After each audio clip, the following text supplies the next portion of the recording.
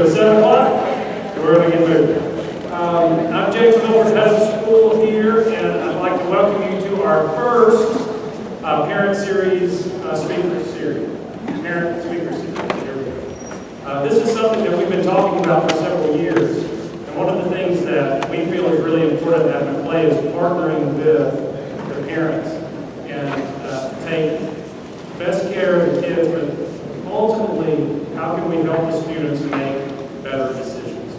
And I think that comes from information, I think that comes from understanding, and also having a united front between parents and educators at the school. So, just to kick us off tonight, I want to thank Nina Davis and MPO for being a force of nature and making this thing happen. So, Nina, thank you very much.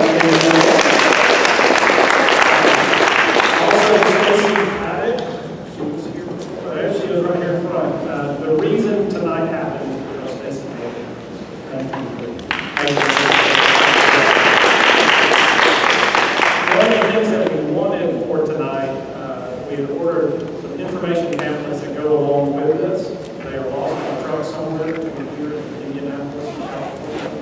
So we're sure that they will be here. And we're also recording and we want to have this information on the webpage. Many on the school website. Many people did call and say that they couldn't be here and wanted to get this information, so we'll gather that all together and make that available for you. At this time, I want to bring Melissa Backus, Director of Guidance for the school up, and the partnership between MPO and the school is important. When I talk about partnership on the school side, Melissa really represents the care of not just the academic experience of the students, but the emotional, social, and relational development. Her and her team look after those things. So I welcome you and thank you for all of your work. Thank you for joining us tonight. It is my pleasure to introduce to you First Sergeant Gregory Y. You told me I can pronounce it just Y, so I didn't mess his name up. And also Paul Knoll. First Sergeant Gregory Y. initially joined the Colorado Army National Guard in 1980 while still in high school. He became a member of the Florida Army National Guard after graduating and relocating to Florida in 1981. He completed an associate's degree in liberal arts from Hillsborough Community College of Tampa, Florida. He enlisted in the regular Army in 1984 and served until 1991. After active service, he completed his bachelor's degree in secondary social sciences education at the University of South Florida in 1995. He taught a variety of social science and special education classes at H.B. Plant High School in Tampa, Florida, while continuing a postgraduate degree in various exceptionalities in special education, and also re-enlisting in the Florida Army National Guard. After 9/11, Sergeant Y was called to active duty 6 separate times and in support of Operation Safe Skies, Enduring Freedom and Inherent Resolve, and has served in Washington, D.C., the Republic of Korea, and Afghanistan. Sergeant Y currently serves as a criminal intelligence analyst for the Florida National Guard Counter-Drug Program, assigned as the Interagency Fusion Liaison at the Department of Law Enforcement Fusion Center.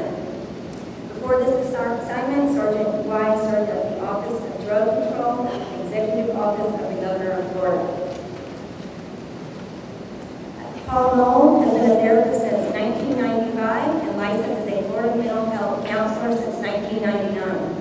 His background includes treating patients with a variety of substance abuse issues in forensic settings such as Florida Department of Corrections and Florida Department of Juvenile Justice. Currently, he is the director of the Kelsey Memorial Healthcare Recovery Center, which specializes in treating patients with co-occurring disorders. His community treatment experience includes being the first licensed therapist on the Florida Assertive Community Treatment Team at Appalachian Center, which was funded by a $1 million grant by Governor Jeb Bush. Paul's education includes a BA in psychology, MS in educational psychology, and a PhD in criminal justice management. His graduate training included training at the Giselle Institute of Yale University. He instructs graduate and undergraduate psychology students online at the University of Phoenix, Arizona. Currently, he is an ex-official board member of the Big Bend Mental Health Coalition and also participates in the Tallahassee Responsible Decision-Making Coalition and Area Council on Aging. Please welcome Dr. Sergeant White.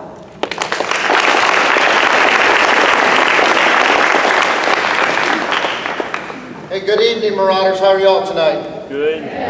I'll get my Army voice on. I don't know if I need a microphone, but I'm here to talk to you tonight about synthetic illicit drugs. I was called, and I guess there's a lot of concern because of the news lately about the severity of these illicit synthetic drugs, and I just would like to give you some background information on it. We'll go over the three major ones: your cannabinoids, or what the kids are calling all your fake weed; your cathinones, which are commonly referred to as your bath salts; and your phenethylamines, which are your Molly or your ecstasy, which are a lot more hard of a drug. And then to close it up, I was lucky enough, a good friend of mine, the old Florida drug czar, a gentleman by the name of Bruce Grant, reached out to the Department of Children and Families a little bit before their time, and gave me the 2016 Leon County tables for the Florida Youth Substance Abuse Survey. So we've got that data now, and I'm going to share some of those stats with you all tonight so you know what's going on here in Leon County. This is an unclassified brief. I'm not going to go into any of the ME, medical examiner, or law enforcement data, but if you do need, at the end of it, I'll give you my contact information, and if you'd like to see some of that information, we'll work out a way where I can get it to you. Cannabinoids. There's all of the chemical compounds, your JWH series. Anybody here a Clemson fan? Probably shouldn't be in Tallahassee, but if you are, an individual by the name of Dr. Huffman from Clemson University first started looking at and then synthesized what we would call fake marijuana or chemical synthetic marijuana back in the early 60s. Believe it or not, THC, the psychoactive ingredient in marijuana, tetrahydrocannabinol, was looked at as being a possible medical drug. Just like it is, oh, by the way, I think some of you guys are going to be voting on that in a couple of Tuesdays from now. We have a thing called Amendment 2 in the state of Florida, where we're going to push, where you're going to be allowed to vote to find out whether legal medical marijuana will be allowed in the state of Florida for non-life-threatening. It says life-threatening right now, but non-life-threatening medical use. Right now in the state of Florida, under Senate Bill 212, we do have euphoric, which is high THC medical marijuana. A lot of people aren't aware of that. I know you've probably all heard of what we call Charlotte's Web, the low THC, the high cannabinoid oils that's used for treating patients with different cerebral palsy and different illnesses in that region. But believe it or not, we just managed to pass a euphoric marijuana bill. It's for terminal patients called Right to Try, but we're waiting for that to be edged away. But I digress. Getting back to cannabinoids. It metabolizes just like your regular pot.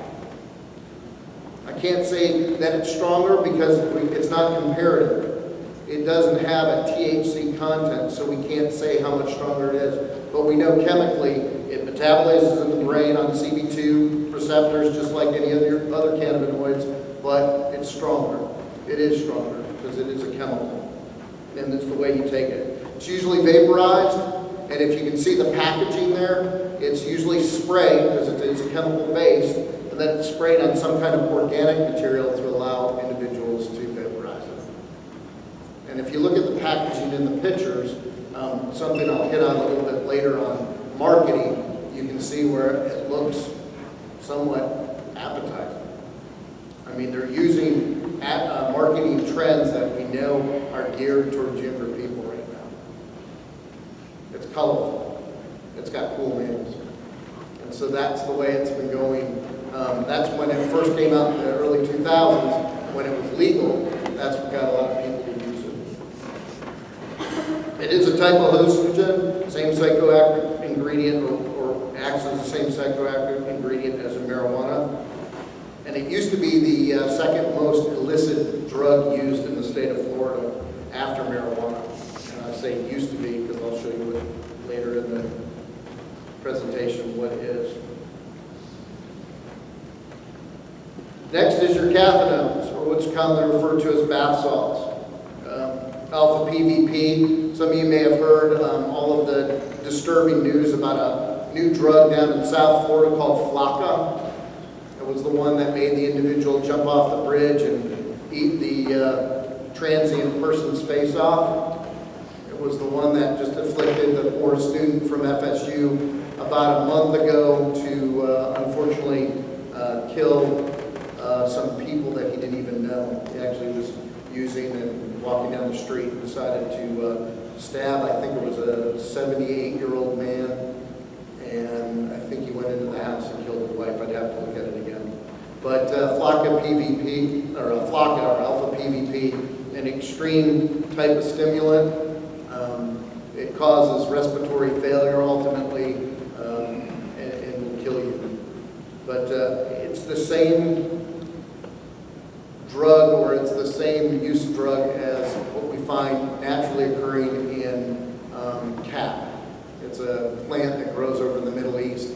Ketamine is the chemical in cat that is a stimulant used in its natural form. The indigenous people chew it, just like the South Americans chew coca leaves, they chew cat. It's a mild stimulant like us drinking coffee, or if you happen to use nicotine products or tobacco products. It's very similar to that. Oral consumption, you can snort it, you can smoke it, and then of course intravenous use. It is a type of stimulant.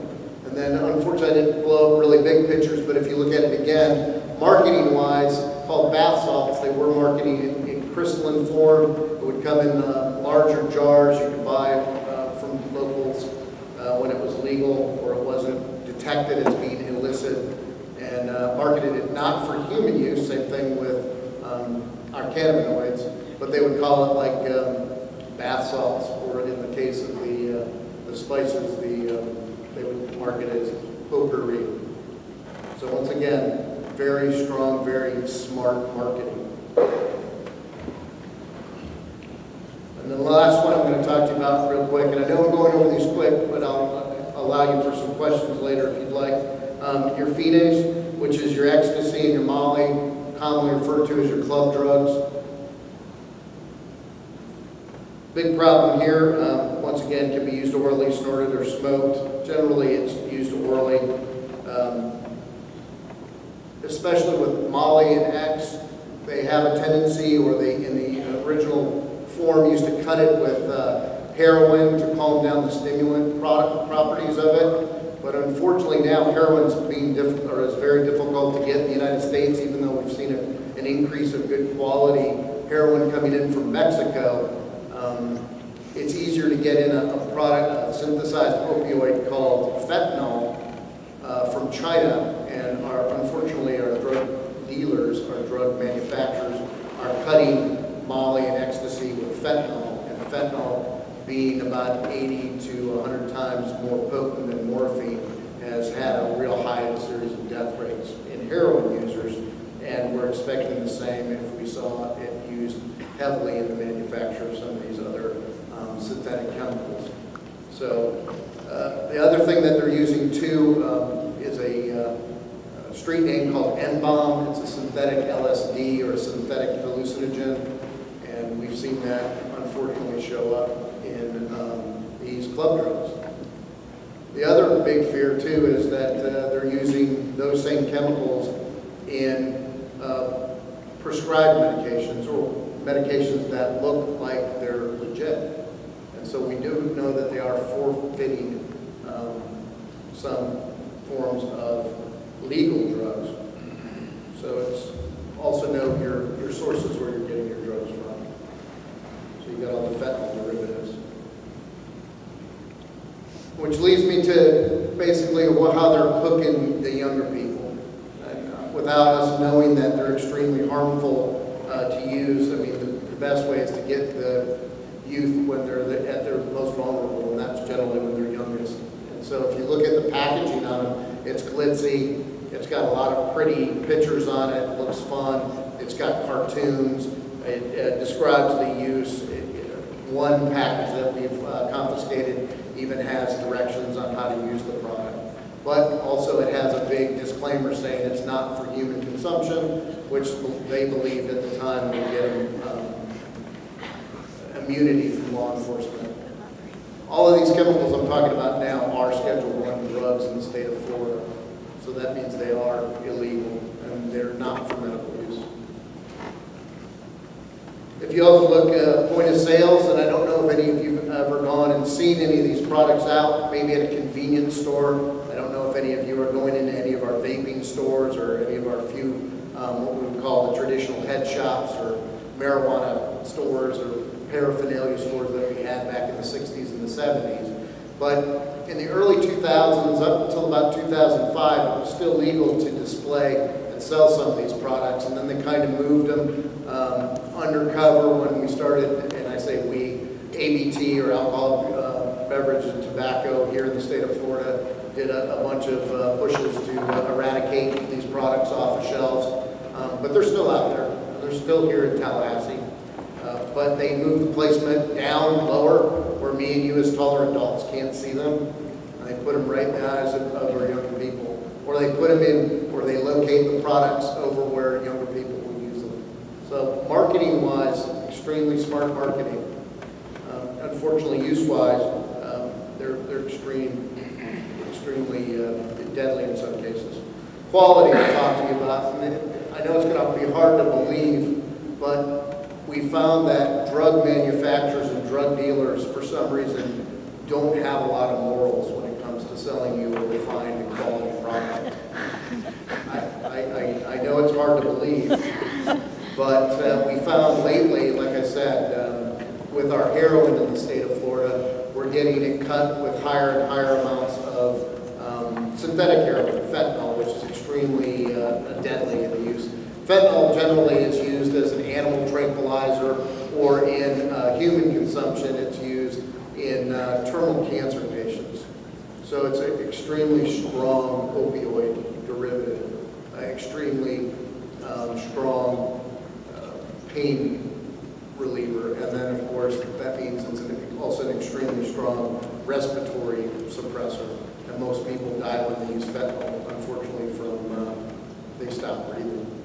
But getting back to quality, we also know that they're using all kinds of different synthetics now in some of these club drugs.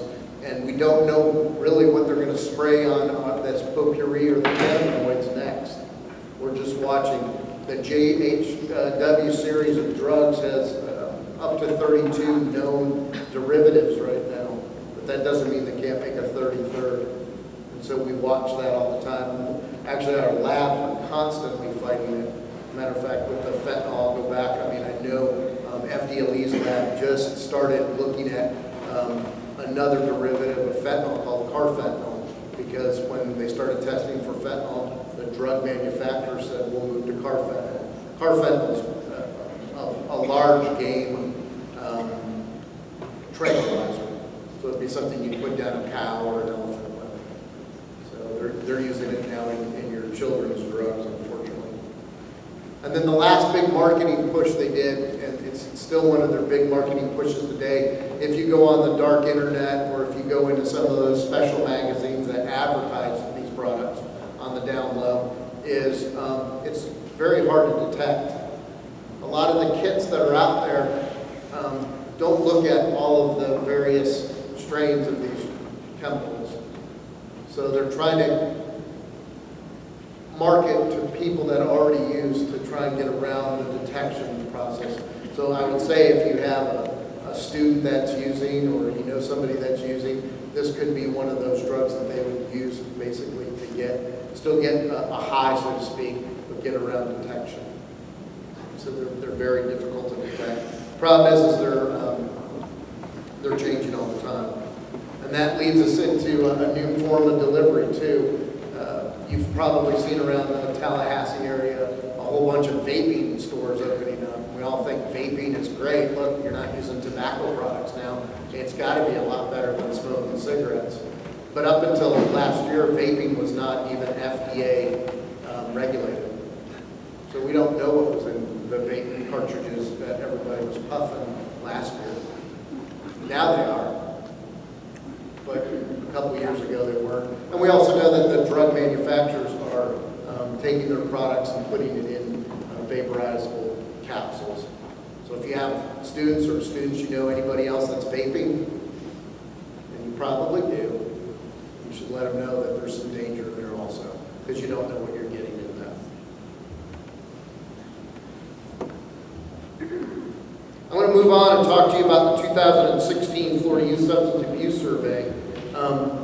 We're really fortunate because this just came out. Now this will ultimately be published and presented on DCF, Department of Children and Families website. If you want to go and look now, you can go back and look at the 2015, 2014. I think they carry about 4 years back. The even number of years give us county data, odd number of years just give us overall students. But it measures illicit drug use or at-risk behaviors in middle school and high school students. Generally, they look at an age group of 13 through 19. But we also know that some students stay a little bit longer in high school now. Some start a little bit earlier. So you've got to kind of look at it. I always measure it from 6th through 12th grade. It's the easiest. But there is a larger age span than we traditionally think. In the state of Florida, we surveyed a little over 65,000 students last year. And right now, DCF, through the University of Miami and our evaluators at epidemiology say there's about a 5% margin of error in the data. And that's mainly because of the way the questions are asked. Students are asked about flocking. Some students just don't know what flock is. And that's great. Or they think they know, and they'll make a hunch. So we do have some mistakes on it. The greatest population group for us in Leon County was our 9th graders. And it's generally about even on ethnicity, and it's a little bit heavy on female gender. And when I say equal on ethnicity, based on Leon County's demographics, it's about right. And it'll give you all the stats. Alcohol, no surprise. And when we talk about illicit drugs, for the 6th through 12th graders, it is an illicit drug. So no surprise there. Lifetime use, we see about 73% of 6th through 12th graders saying that they've used alcohol once in their life. That doesn't seem very weird. I mean, how many parents in here have ever given their kid a glass of wine or a champagne on New Year's? Or let them have a hit of beer?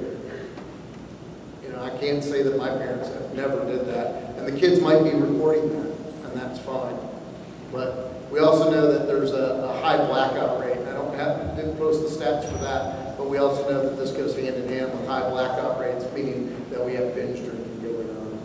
So the rates for binge drinking and then this once a lifetime use is about the same. It's very high. Middle schoolers about 20%, high schoolers no doubt 53.8%. We still have the problems here in Leon County. I think it was 2 years ago we had the young lady get in a car accident out just north of here, I think. And unfortunately became a casualty. All the time I hear coming into work, unfortunately on Monday, about someone dying in a traffic accident. Generally almost always related to alcohol.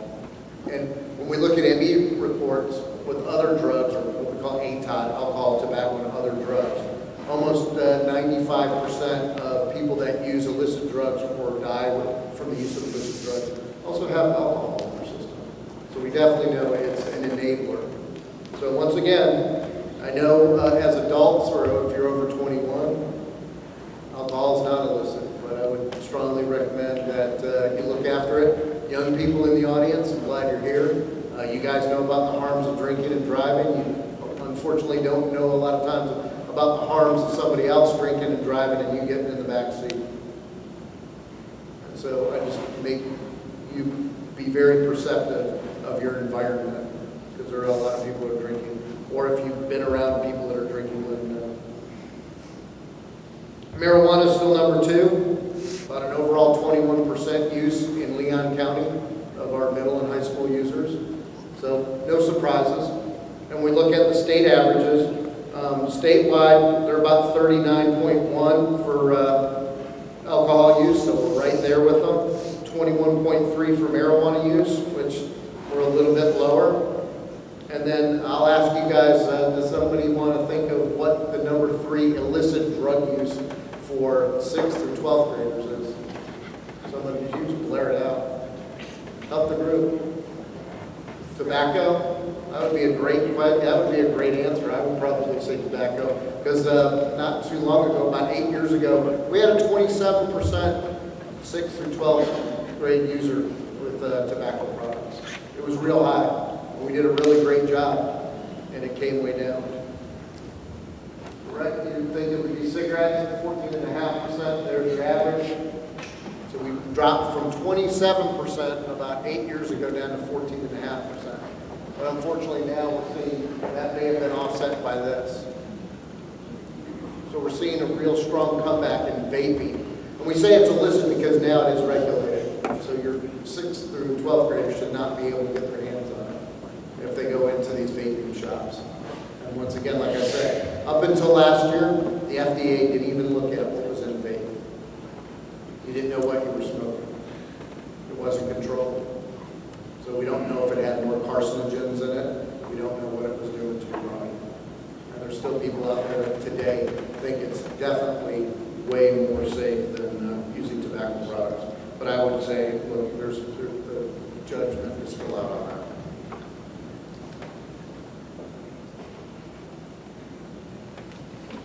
Here's the results on the big 3 synthetics we talked about. Synthetic marijuana is about 6.7%.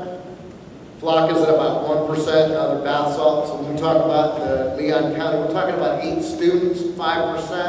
That's 0.4. So we're really talking about 4 human beings, or 7 human beings right here, excuse me. So 7 human beings have tried flock, and we don't even think that might be right because we don't have a huge flock problem here in Leon County. We followed that quite a bit. The only place that we're having any problems with it is, of course, out on I-10. We have this big highway that runs right through the middle of our town that unfortunately is used as a transnational drug highway. We do a high-intensity drug trafficking area. And so we've got problems with it. And we also have a couple of universities here where college-age folks tend to like to use recreational drugs. So we see some of it get dropped off. Flocka in the state of Florida, we actually contributed some of our state legislators to go to China and petition China to stop the manufacture and exportation of alpha PVP, the chemical that we call Flocka. And they did that. So we saw a vast decline in the availability of alpha PVP. There's still some getting through, and usually when it comes through, since it's coming through good old U.S. mail or one of the other DHL or one of the other delivery systems, usually an international one from China, we see it in multi-kilo amounts. And unfortunately, multi-kilo amounts are enough probably to kill easily everybody in this room. No problem with that. And then club drugs, about 2%. So still very low, even in our clubs here. Talking to with Responsible Decision Making Coalition, the folks that actually run concerned vendors here in Tallahassee, they put a kibosh on the club drugs in the college clubs. Once again, we're not sure if they're getting out or getting out to any of the younger groups. So we'd ask you to keep an eye on that. The young people in the audience that are in those environments, keep an eye on that. They're out there. We definitely know, like I said, the flock amount is probably confused. The state numbers is about 4.9 for synthetic marijuana now, 1.0 for flocka, same thing, and then 2.1 for club drugs. So we definitely have still a problem with our synthetics, and that might be because of the plethora of vaping shops and some of the other convenience shops out in the outlying areas. We do have a lot of rural areas, a lot of rural stores, McCullough, south, and then of course north of Anna in that area. So we are still seeing some of it. So then I'll always try and close with some things that we can do. What works? What, we used to do a scare tactic, the scare straight thing. We found out, and I know the doctor's going to talk about prevention and looking at some of the other things, but we definitely know that scaring youth doesn't work. Actually, I just went to Halloween Horror Nights with my wife to get scared. I mean, I paid incredible amounts of money for it. And then my wife managed to run faster than I've ever seen her walk in my life in every one of those haunted houses. I don't know why she did that. I told her to slow down because we just spent a lot of money. But she did that. So getting back to this, what works? And the only thing that we can do is not try and scare people, but try and let them or educate them on the perceived harms. And I was going to draw, the simplest of graphs. As the possibility of harm goes up, the rate of use or the obvious amount of use would go way down. Right? I mean, you're all intelligent people. I'm not going to draw your graph like that. But I think you can get that concept. So if we just keep the message of the extreme harm of these chemicals up, then our youth, specifically we're talking middle schoolers now, will never even use those. And I can point back to the fact that we did exactly that with tobacco use. We went from 27% down to 14% in about a decade. So great job, our youth in Florida, but that's also a great job from the government and from parents in the state of Florida pushing out harm. But that's why students don't use tobacco products as much today. And I'd ask, I don't know if the school has any health classes or anything like that. Unfortunately, we lost a lot of funding for drug prevention classes in our school. Now they kind of dump everything in on PE or a health class, and I know that's getting overloaded. So parents, those teachers definitely need your help in getting that message out. Keep enlightened. I know your life is, fast. You get a lot of information.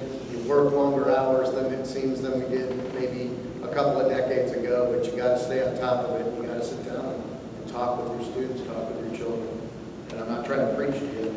And then the only other thing I'd ask is, I don't know if you guys are doing anything for the 24th or 28th. We have a thing called Red Ribbon Week, which is our drug awareness week.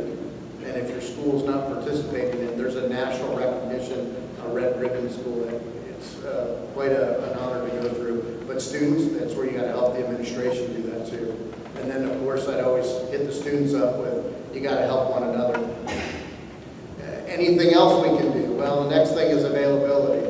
Trust me, law enforcement's working their butts off, trying to keep the stuff off the street, but it's probably somewhat a losing battle when they keep coming up with new chemicals that they legally can bring into the country. I'll also let you know that with middle schoolers, the next most used illicit drug, and it's not even an illicit drug, the most used drug to get high on after marijuana in middle schoolers is regular inhalants. So those are things you find around your house, paint, any of your acetones, anything like that. So availability.